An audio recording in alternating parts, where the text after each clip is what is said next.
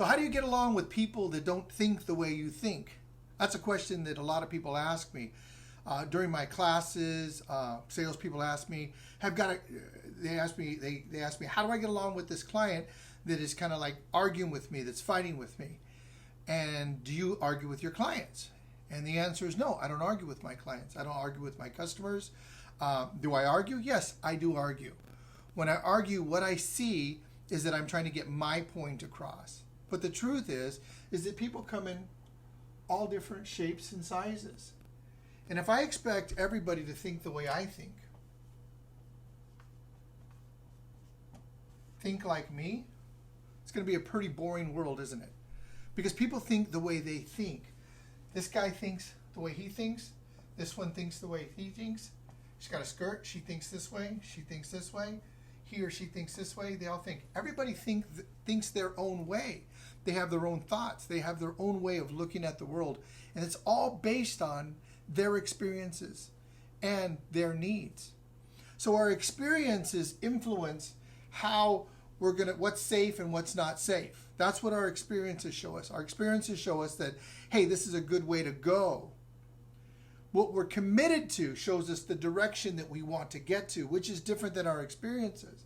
So where I want to be, let's say I'm here and I want to be here, right? This is somebody that I'm working with.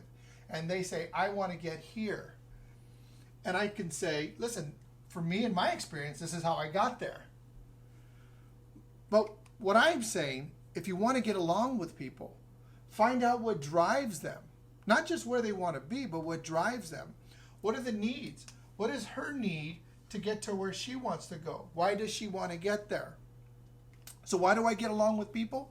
Because I'm curious about what their needs are. I'm curious about what do they need, and I literally use a chart. It's a needs chart. It's a needs list. And these are all the different human needs. And it's based on Maslow's hierarchy of needs. And so I want to look and I say, what are the needs? What are the needs of the person? And when I coach people, I literally use this list. So yesterday I was talking to somebody and he was stuck. He was struggling, he was stuck. And his need in a conversation he was having, his need was for contribution, but he felt like he wasn't contributing. He felt like he was fighting with somebody and he wasn't having fun, and there's all these different needs he had. So I said, so what are the needs of the other person? Not your needs, but what are the needs of the other person? And he thought for a second. He said, well, she needs security. She needs stability because she's doing a financial transaction. So what his needs were right here in himself. Her needs were different. And he was relating to her as him versus relating to her with what her needs are. So how do you get along with people that are different, that have different thoughts? Well, you've got to find out what their thoughts are. And oftentimes, actually every time, their thoughts are driven by their needs. Their actions are driven by their needs. What they want to get is driven by a need that they have. She wants to buy a house. She wants financial stability. He wants a sale. You see, they're two different needs. So if what you're doing is you're driving the conversation from what you need, you're like pulling somebody along and saying, listen, you got to do what I want. You got to, come on, let's go do this.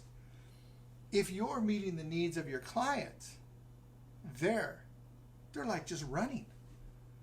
And the reason it works so well, the reason meeting needs to get along with people works so well, is because most people are all about themselves. All about focused on what I want, what I need to get, what's in it for me. So when you can identify needs for you at a high level, for instance, his need was to contribute. His need was to be effective, to live the challenge and have fun. So my suggestion was, well, make it fun by meeting her needs. Wow, that's really good. Can you challenge yourself to meet somebody else's needs? Can you challenge yourself to do something for somebody else that has nothing to do with you? And he's like, that's a great challenge. That is awesome. So he picked up the phone and he called his client, had a conversation, and she told him all kinds of things that he didn't know. Why she needed stability, why she needed security, and it had to do with her past. And when he was able to have that conversation with her, she just said, yeah, sure, where do I sign? Where do I sign? And then she was able to move on to the next step of her life. That's because he wasn't focusing on what he thinks and what his thoughts were. He was focusing on what her thoughts were. And that's how you get along with people, by focusing on what their needs are.